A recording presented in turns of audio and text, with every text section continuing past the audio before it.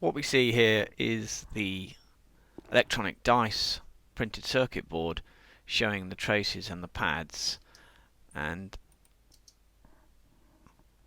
as we scroll down we're actually flipping the board completely over here to show the silk screen with all the component values printed on it. So here at this point I've already soldered in all the components, very easy, but mostly just 4 ICs, the logic ICs and the 555 timer, so very easy, and a few resistors. So finally I'm just putting in the leads. Now the important thing to realise is I've just used hookup wire for the leads so that I could use colour coding. Now you could use headers. If you're going to use headers, then I would recommend to cut a piece of the hookup cable and just slide off the casing and use those for your color coding on your headers if you're going to use headers. I never used headers. I've just used these cables and I've cut them short, so you'll see as we move along what I've done. So to make the soldering easy, of course, I used a blue tack again, and that holds the leads in place, and then it makes it easy to solder those components in without any, so that they keep their position. So I just soldered those in, and then that was the first 2 of all of them.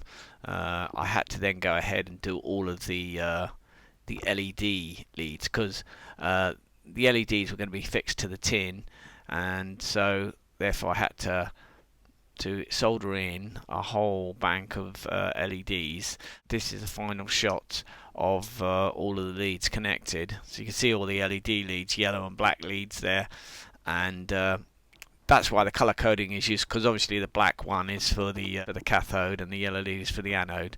So that makes it easy to make sure you don't get the leads connected up incorrectly.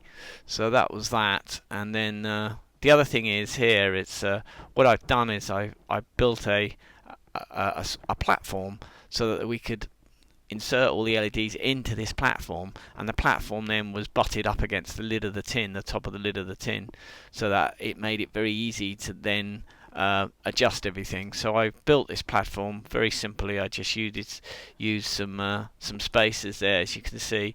They're just headers that you can solder on.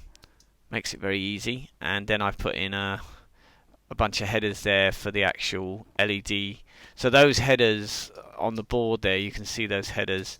Basically, I'm going to solder those yellow and black leads to those headers on that platform, and then from the platform I solder in leads to the individual LEDs. And then what I did was I glued in the LEDs into the board.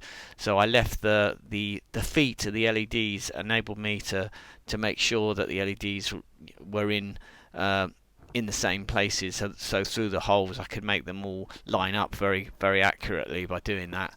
So that's a little trick, really. So basically I just show you how I laid that out. I just put that in there, and then the platform then basically just stood over the top of that on that side. So I made sure that those legs would stand on some empty space there, and it just fits there really nicely like that. So you can make a header like that yourself, and then you can see here as the lid when the lid folds, all I need to do is make the holes in the lids for the LEDs, and then solder and glue those LEDs to that platform there. And the headers that you can see on that platform again are those headers that I talked about a moment ago, where I connect up those yellow and black wires to those headers, and then from those headers onto the actual LEDs. So that's how that was done. So just to show you roughly, although I've just sort of temporarily put those in, so you can see that those LEDs are going to go onto the board. I didn't actually use that switch in the end. I used a very small black pressure switch, which was much smaller than that one. It fit a lot easier, and you'll get the smaller one, which fits a lot easier.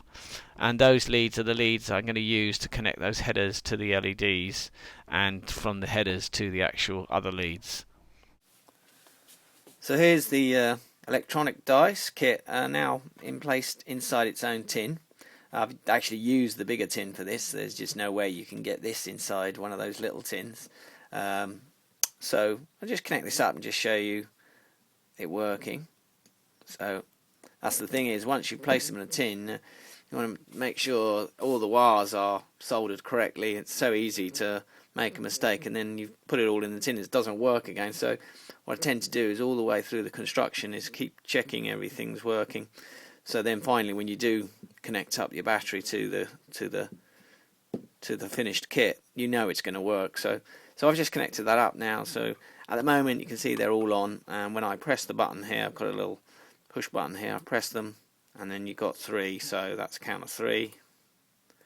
There's a 6, there's another 6, there's another 6, there's a 4, that's 1, that's another 1, 3, 1, 1, 5.